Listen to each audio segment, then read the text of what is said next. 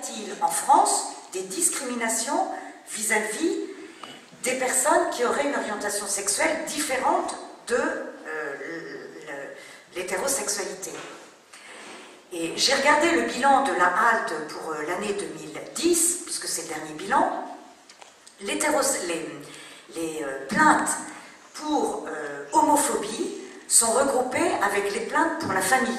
Alors là, il faudra qu'on m'explique pourquoi, je ne sais pas pourquoi. Bref, donc ça veut dire qu'en tout cas, cette catégorie ne correspond pas exclusivement aux plaintes pour cause d'homophobie. Et les plaintes pour cause d'homophobie et famille représentent 2,7% des plaintes de l'ensemble des plaintes déposées à la HALDE. Donc vraiment, quand on sait la façon, la manière dont, quand quelqu'un se sent discriminé, se précipite justement à la HALDE pour déposer plainte, et on les comprend, on comprend ces personnes, on ne peut pas dire que notre société soit une société homophobe. Alors pourquoi maintenir le mythe de la société patriarcale?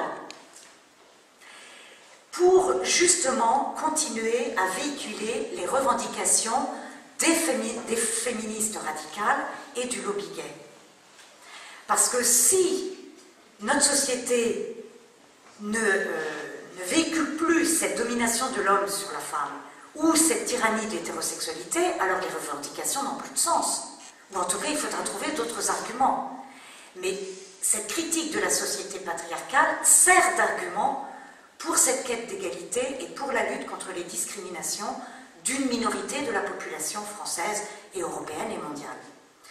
Quelles sont ces revendications? Ces revendications, c'est, étant donné que un certain nombre de personnes qui ont des pratiques sexuelles, des comportements sexuels qui ne correspondent pas à la norme, puisque notre société est dans sa norme, disent-elles, hétérosexuelle, il faut une autre classification de notre société pour que nous soyons à égalité. Alors, pour atteindre cet objectif, elles partent de la déconstruction, ou en tout cas de la dissociation entre nature et culture. C'est en ce sens, en particulier, il y en a d'autres, que la théorie du gender est subversive. Que disent-elles? Il est insupportable de considérer le corps sexué, qui est un donné de la nature, comme pouvant être constitutif de mon identité. Pourquoi? Parce que je ne suis pas libre. Et elles parlent, les gender féministes, parlent de tyrannie de la nature. Parce que le corps sexué, je le reçois, je n'y peux rien. Donc il m'est imposé. Et c'est insupportable.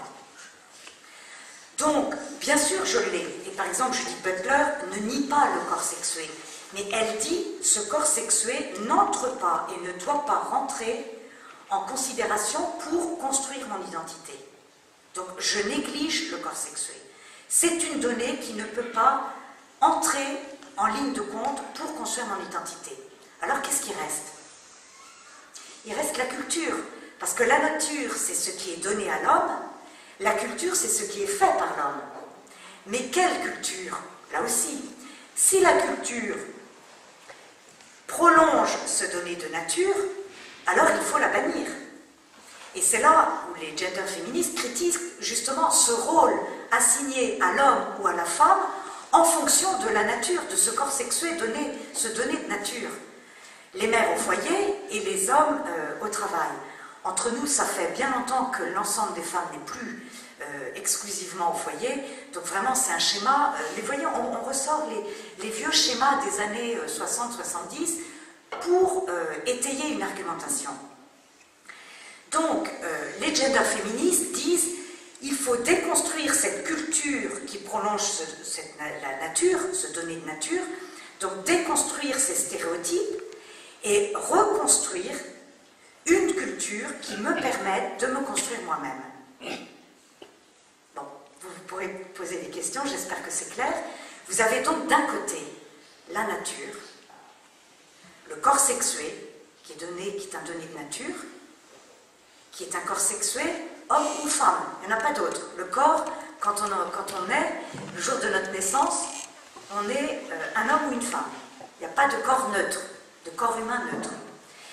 Et puis, la culture, celle qui est critiquable, c'est celle qui prolonge ce donné de nature, qui assigne un rôle particulier à l'homme ou à la femme en raison de ce corps sexué. Et les genders féministes proposent de dénaturaliser le genre, donc de sortir le genre de la nature, c'est-à-dire de l'affranchir du corps sexué, pour construire un genre à partir de rien, pas tout à fait à partir de rien, mais à partir de la seule volonté de l'individu. C'est l'individu qui va choisir son identité à partir de sa seule volonté. Regardez les livres de SVT, l'identité sexuelle est la perception subjective de l'individu, en fonction de l'environnement dans lequel il vit.